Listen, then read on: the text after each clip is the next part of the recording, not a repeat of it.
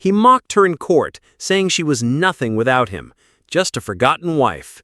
But when the judge read her father's will out loud, the room went silent. She had suffered in silence for years, and in one stunning moment, everything he thought he owned slipped into her hands. He laughed as he signed the divorce papers, like he had just won something. "You'll be begging to come back," he said. "A woman like you without my money?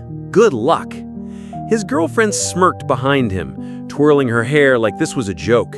She was younger, blonder, louder. He had traded 20 years of marriage for a weekend thrill and thought that made him powerful. But I did not cry. I did not flinch. I just looked at the man who once vowed to protect me and felt nothing. He pushed the papers toward me with 2 fingers and leaned back in his chair. "Now that this is official, I hope you kept your waitress uniform. You'll need it." The courtroom chuckled quietly. The judge asked if I agreed to the terms. I nodded. He signed. And as the gavel was about to come down, the door opened. A man in a suit walked in, holding a sealed envelope. "Your Honor," he said firmly, "this was just filed by the executor of Mr. Howard St. James's estate. It is to be read immediately." Aaron, my now ex-husband, turned toward me, confused. "Who's Howard St. James?" his girlfriend whispered, annoyed. I said nothing. Because Howard St. James was my father. The same father Aaron had called useless when he met him. The same father who mowed his own lawn, drove an old pickup truck, and wore the same watch since 1979. The same father Aaron said I was ashamed of. What he never knew was that Howard St. James was a silent billionaire, a man who built tech behind the scenes, a man who never wanted attention, but never let his daughter forget what she was worth. The judge opened the envelope and began to read aloud. "To my only daughter, Rachel Claire St. James, I leave the following: all my shares in St. James Innovations, all my land, properties, holdings, and the $840 million in my private estate." The room went still. Aaron sat frozen, his mouth half open. The judge continued, "These assets are to be transferred immediately to her sole control. Furthermore, I declare that anyone who has ever publicly or privately humiliated my daughter will never touch a cent." Aaron stuttered. This is a joke, right? This cannot be real." The judge handed him the notarized documents. "You are welcome to verify it, but the divorce papers you signed 5 minutes ago, you gave up any legal claim. She is no longer your wife, nor your stepping stool." His girlfriend slipped her hand off his arm. I stood up quietly, picked up my purse, and turned toward the door. Aaron finally found his voice. "Rachel, wait, can we talk?" But I did not turn back, because a man who mocks your silence does not deserve your answer. Part 2. He said I was just a housewife, but now everyone knew who I really was. Aaron chased me down the courthouse steps, calling my name like it still meant something to him. "Rachel, wait, just talk to me." But I kept walking, because the man who once laughed as he signed away our marriage now looked like he was chasing a lifeboat on a sinking ship. I remembered the years I gave him, every dinner cooked, every meeting I supported from the background. I wore dresses he picked, stayed quiet at dinners he hosted, and smiled when he claimed credit for ideas I whispered in his ear the night before. He told me I was just a housewife, but he never asked who raised me, never asked what I gave up when I married him. My phone buzzed with messages. News of the will had already spread. Reporters were outside. Lawyers called to confirm what the judge read aloud. I was now the sole heir to one of the largest privately held innovation estates in the country. And Aaron? He had signed the divorce without contest, because he thought I had nothing. At home, I sat in my quiet apartment, the same one-bedroom I moved into after I left him. I could have lived in a mansion, my father offered, but I needed to remember who I was. Not Rachel the wife, not Rachel the daughter, just Rachel. That night, Aaron tried to call 3 times. Then his number changed. Blocked. 2 days later, I walked into the St. James Innovation Building, now under my name. The same building where Aaron once pitched a failed app idea to my father 5 years ago and was politely rejected. Back then, my father said nothing. Now his portrait hung behind the glass wall of the boardroom. My father had taught me power was not in shouting. It was in knowing when to be quiet and when to let the truth speak louder.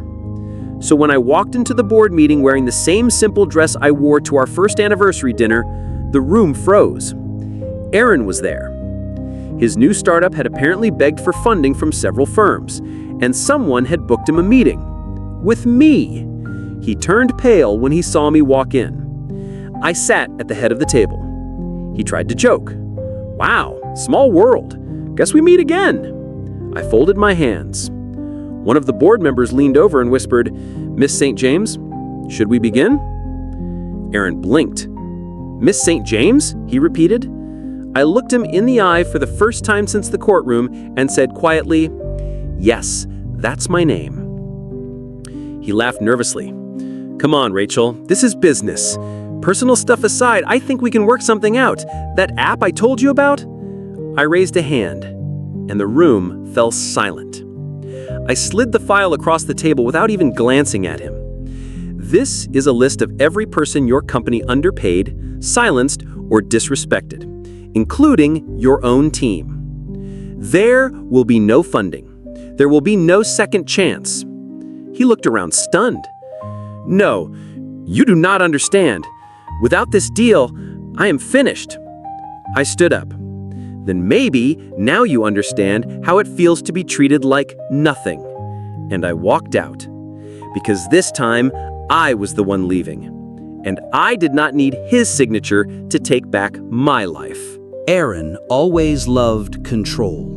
He controlled what I wore, what I said in public, even how I smiled when we posed for photos at those black tie events. He used to lean in and whisper through his teeth, "Do not embarrass me." And I never did, because I believed love meant sacrifice. I dimmed myself so he could shine. And when I wanted to start my own business, he said no one would take me seriously. "You're a pretty face, Rachel," he told me, "not a leader." He said it like it was a compliment. But now, the world called me CEO. After the will was read and the courtroom moment went viral, my inbox exploded. Everyone wanted a quote, a meeting, an interview. They wanted to know how the quiet woman in the corner became the most powerful voice in the room. But I stayed silent. I did not give them sound bites. I gave them silence. And silence is loud when the whole world is watching. Aaron's reputation fell like glass. First, his board removed him. Then his lead investor pulled out. His startup office lease was terminated. Lawsuits followed, and the same tech blogs that once kissed his feet now dragged his name through mud. He tried to post a damage control video. "Guys, this is all just a misunderstanding. I still love Rachel. I always did." It got 20 views. The top comment? "She deserved better. You just never saw it." I watched it once, then deleted it. But the most shocking moment came 1 week later. I had just finished a private investor meeting when my assistant walked in, looking pale. "Rachel, there is a man outside. He is not leaving." I sighed. "Tell security." "No, he is on his knees." I froze. I walked to the window and looked down. It was Aaron.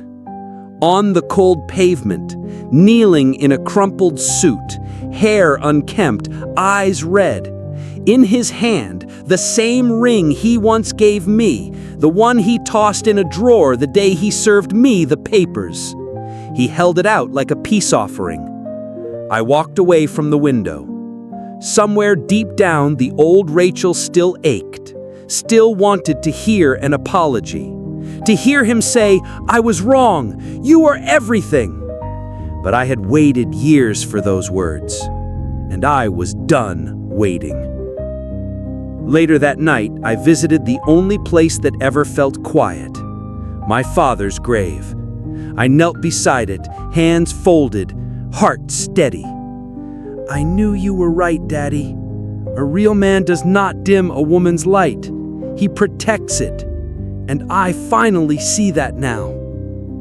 As I stood to leave, a small letter slipped from the flowers someone had placed. I opened it. In my father's handwriting were 7 words. Let them doubt you, then rise higher. I smiled through tears, because I did not need revenge. I was living it. The night Aaron dropped to his knees outside my office, the internet erupted. Photos of him crying on the sidewalk went viral. Some said it was tragic. Others said it was karma. But I said nothing, because I knew something they did not. That man on the pavement, he was not broken because he lost me. He was broken because he finally realized he never knew who I was in the first place. He had married a woman who supported his dreams, then divorced a woman who never needed him to begin with. I never responded to his messages, not when he sent voice notes at 3 a.m., whispering, "Please forgive me." Not when he posted that long public apology saying I was the best thing that ever happened to him. Because some apologies are not for fixing the past. They are just confessions of regret. And I had stopped living in the past. I built my own company under my name, Rachel St. James Ventures. We funded female founders. We opened scholarships for women who had been silenced, overlooked, or underestimated. And the first grant went to a young Black mother who left her husband and slept in her car while building a food app that now feeds thousands. She told me with tears in her eyes, "Everyone said I needed a man to get this far. But your story, your silence, showed me I was enough." That was the moment I knew. This was not about Aaron anymore. This was about all the women who had ever been told they were too soft to lead, too quiet to matter, or too ordinary to rise. But poetic justice? It came unexpectedly. Months later, I was invited to a charity gala. It was a fundraiser for displaced entrepreneurs. Elegant, loud, press everywhere. I walked in wearing the same black gown Aaron once told me was too plain. This time, cameras turned, flashes lit up, and then I heard a familiar voice behind me. "Rachel?" I turned. It was him. Smaller somehow, eyes sunken, suit wrinkled, alone. He smiled nervously. "I volunteer here now. I needed to start over. I am trying to do better." I nodded. And for a second, I almost felt pity. Almost. Until he added, "Do you think we could ever talk again? Even just as friends?" I looked him in the eyes, and I said something I had waited years to say. "You always said I would be nothing without you. But the truth is, I only became everything because you let me go." I turned. My driver opened the door, and I left him standing there, in the exact silence he once forced me to live in. Only now, that silence belonged to him. If this story moved you even a little, do not forget to subscribe. We bring you real justice, powerful twists, and emotional transformations every week. Hit that subscribe button, turn on the bell, and join a community that believes in rising above the pain. Your support means everything.